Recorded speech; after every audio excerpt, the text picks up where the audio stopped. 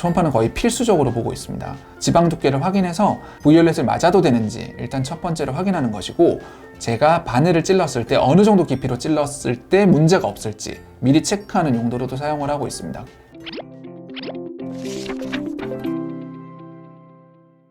안녕하세요, 원장님. 안녕하세요, PD님 오셨어요? 오늘은 뭐 보고 계셨어요? 요즘 저희 병원 부위올렛 문의가 워낙 많이 들어와가지고요. 저희 병원은 부위올렛 시술 전에 꼭 초음파 사진 확인하고 있거든요. 그 고객님 초음파 사진 확인하고 있었습니다. 지방분해 주사 많이 들어봤는데 부위올렛은 어떤 주사예요? 부위올렛 주사는 이중턱에만 전용으로 쓸 수 있는 매우 강력한 지방분해 주사라고 생각하시면 되겠습니다. 보통 일반적인 지방분해 주사보다 훨씬 더 강력하게 효과를 나타내서 이중턱을 조금 더 많이 줄일 수 있는 시술 방법이라고 생각하시면 될 것 같아요. 그럼 이중턱이 스트레스이신 분들은 다 부위올렛 사용해도 괜찮을까요? 모든 분들께 당연히 추천드리진 않습니다. 지방이 쌓여서 이중턱이 생기시는 분들께는 충분히 추천드릴 수 있긴 하지만, 처짐이라던가 침샘이 크신 분들 또는 무턱이 심하신 분들, 쭈글쭈글하신 분들 같은 경우에는 부위올렛이 아닌 다른 시술 방법을 추천드릴 수밖에 없고요. 또 다르게 이제 부위올렛을 추천드리지 않는 분들 같은 경우에는 의학적인 이유 때문에 매번 스테로이드라던가 또는 소염진 통제 같은 것들을 복용하시는 분들 같은 경우에는 부위올렛을 많이 추천드리기는 쉽지 않습니다. 왜냐하면 부위올렛이라고 하는 성분 자체가 약물이 지방에 들어가서 지방 주변에 염증을 일으켜서 지방을 녹이는 방식이거든요. 근데 이 스테로이드라던가 이런 것들을 꾸준히 드시는 분들 같은 경우에는 본인의 염증 자체가 조금 낮아지게 만들어지는 효과를 나타낼 수 있습니다. 그 스테로이드나 비스테로이드성 진통소염제 같은 경우에. 그래서 부위올렛의 효과가 염증을 나타내서 효과를 나타내야 되는데, 그런 약물을 꾸준하게 드시는 분들 같은 경우에는 부위올렛의 염증 자체가 잘 발현되지 않는 경우가 있습니다. 그래서 그 약물들, 또 스테로이드라던가 그런 약물들을 의학적으로 꾸준하게 드셔야 되는 분들은 조금 추천드리기가 힘듭니다. 물론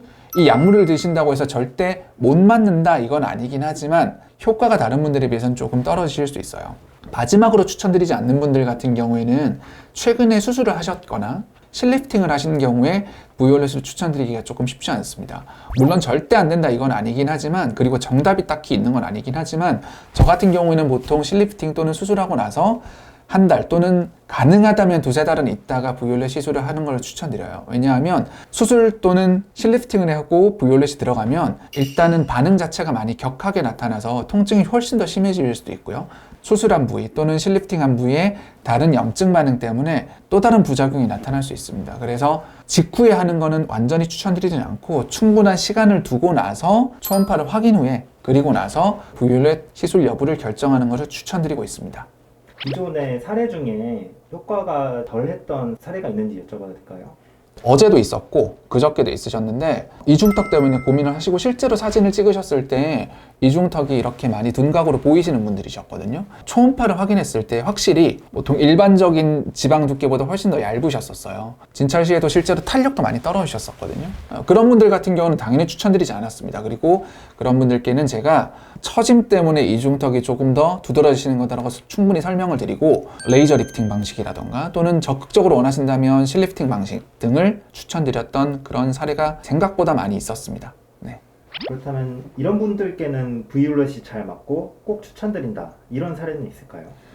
당연히 이제 반대 사례라면 충분히 추천드릴 수 있죠. 가장 대표적인 사례가 누가 봐도 이렇게 이제 살이 많이 쪄서 이중턱이 많이 생기신 분들, 일단 추천을 많이 드릴 수 있고, 보통 부위올렛을 가장 추천드리는 경우에는 이중턱 자체가 보통 저희가 경단계가 있고 중간 단계가 있고 조금 심한 단계가 있거든요. 부위올렛 같은 경우에는 중간 이상 단계의 이중턱을 고민하시는 분들께 일단 추천을 드릴 수 있습니다. 그렇게 추천드리는 분들 중에 당연히 초음파를 보고 지방 두께가 어느 정도 되시는 분들께 추천을 드릴 수 있어요. 그리고 추가적으로 말씀드리면, 부위올렛이라고 하는 시술 자체가 결국은 지방분해 시술이잖아요. 국소적으로 결국은 다이어트라는 시술이거든요. 근데 이게 결국은 전신 다이어트를 같이 하시는 분들은 효과를 훨씬 더 많이 보실 수 있고요. 반면에 이런 시술들을 했기 때문에 알아서 지방이 빠지겠지라고 생각하셔서 제대로 관리를 하지 못하시는 분들께는 많이 추천드리기가 쉽지가 않습니다. 사실 이런 분들은 오히려 이제 시술을 하시고 나서 관리가 제대로 되지 않으셔서 효과도 잘 못 볼 뿐만 아니라 만족도도 되게 많이 떨어질 수 있거든요. 그래서 가장 추천드릴 수 있는 분들은 이중턱이 있으면서 그 이중턱이 지방 때문에 나타난 경우가 확실한 분들, 그러면서 다이어트에 대한 의지 그리고 실행력이 높은 분들, 그런 분들께는 강력하게 추천을 드릴 수 있겠습니다. 부위올렛을 알아보시고 오셔서 효과를 많이 보시는 분들이 굉장히 많이 있으신데요. 제가 지금 보여드릴 사례는 이중턱 때문에 항상 고민이 많으셨는데 이것저것 시술을 해보셨는데도 효과를 많이 보지 못하셨던 30대 여성분의 사진입니다. 이중턱 전 사진을 보시면 이중턱이 꽤 많이 보이시는 걸 확인할 수 있고요. 고객님 같은 경우에는 부위올렛을 4cc 한 달 정도 간격으로 2차례 정도 시행을 하셨고, 시술 후의 사진을 보시면 보이시겠지만 이중턱 자체가 굉장히 많이 예각으로 많이 바뀐 것을 확인할 수 있고, 턱 라인 자체도 많이 좀 살아난 것을 확인할 수 있습니다. 실제로 병원에서 초음파를 이용해서 모든 분들께 보여주시는 건가요? 네, 당연히 저는 이제 초음파를 굉장히 오래전부터 사용을 하고 있었습니다.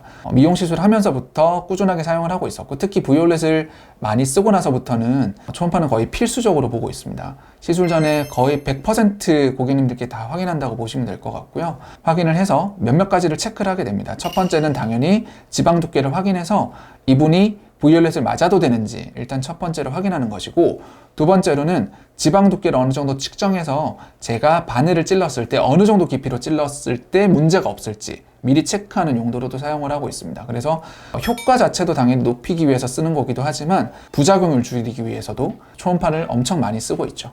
부위올렛에 대한 부작용에 대해서도 사실 문의가 굉장히 많으신데요. 이 부분에 대해서는 제가 다음번에 따로 영상을 한번 올려보도록 하겠습니다. 오늘도 시청해주셔서 감사합니다. 문의사항 있으시면 댓글 남겨주시면 제가 성실히 답변해 드리도록 하겠습니다.